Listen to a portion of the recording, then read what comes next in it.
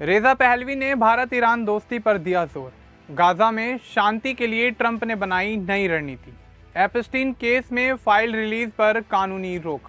अप्रवासन कार्रवाई पर Minnesota court की बड़ी राहत। वेनेजुएला देगा अमेरिका को 5 करोड़ बैरल तेल।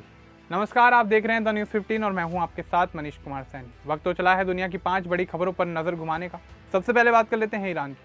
ईरान के निर्वासित युवराज रेजा पहलवी ने शुक्रवार को कहा कि भारत और ईरान के रिश्ते हमेशा मजबूत रहे हैं और अब दोनों देश नए अध्याय की शुरुआत कर सकते हैं। उन्होंने एक प्रेस कॉन्फ्रेंस में भारत की पूर्व प्रधानमंत्री इंदिरा गांधी के ईरान दौरे की यादें साझा की और कहा कि उस समय वे बहुत छोटे थे। रेजा पहलवी ने भारत और ईरान के सांस्कृतिक और ऐतिहासिक संबंधों पर भी जोर दिया और कहा कि लोकतांत्रिक ईरान उन देशों के साथ अच्छे रिश्ते रखेगा जो उसकी स्वतंत्रता और संप्रभुता का सम्मान करेंगे। इतिहास में देखा जाए तो भारत और ईरान के संबंध लंबे समय से रहे हैं।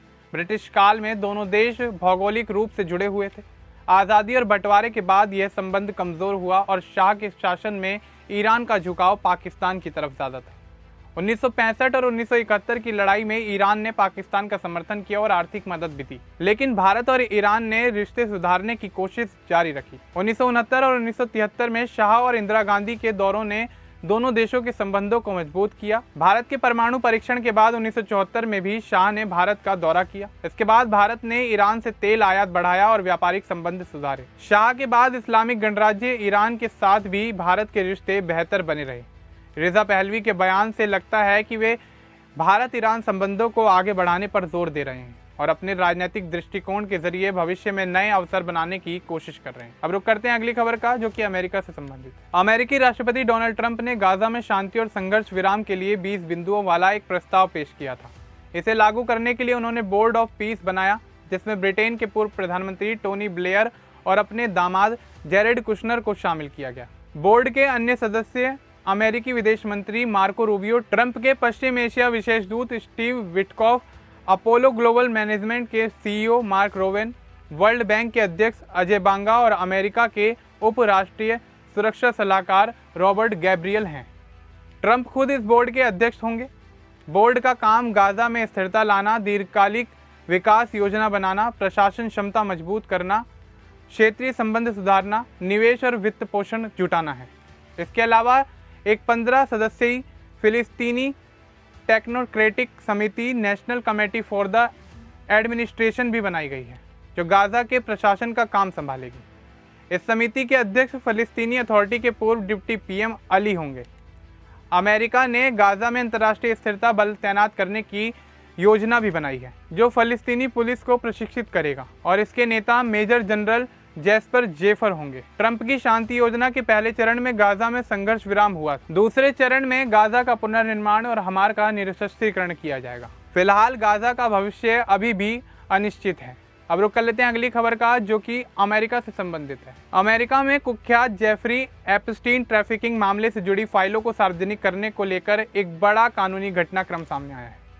अमेरिकी न्याय विभाग यानी डीओजे ने साफ कर दिया है कि कांग्रेस के सदस्य अदालत के जरिए इन फाइलों को रिलीज प्रक्रिया में दखल नहीं दे सकते। न्यूयॉर्क के मैनहट्टन स्थित शीर्ष संघीय अभियोजक और यूएस अटॉर्नी जे क्लेटन ने एक पत्र लिखकर कहा है कि किसी जज के पास यह अधिकार नहीं है कि वह एपस्टीन और उसकी सहयोगी गिल्सलेन मैक्सवेल से जुड़े दस्तावेजों की निगरानी के लिए किसी न्यूट्रल एक्सपर्ट या स्पेशल मास्टर की नियुक्ति करे। यह पत्र डेमोक्रेट सांसद रो खन्ना और रिपब्लिकन सांसद थॉमस मैसी की मांग के जवाब में भेजा गया है। दोनों सांसदों का कहना था कि फाइलों की धीमी रिलीज कानून के खिलाफ है और इससे पीड़ितों को दोबारा मानसिक पीड़ा झेलनी पड़ रही है। हालांकि न्याय विभाग ने कहा है कि ये सांसद इस आपराधिक मामले के पक्षकार नहीं है, इसलिए उन्हें अदालत से ऐसी राहत मांगने का कोई कानूनी हक नहीं है।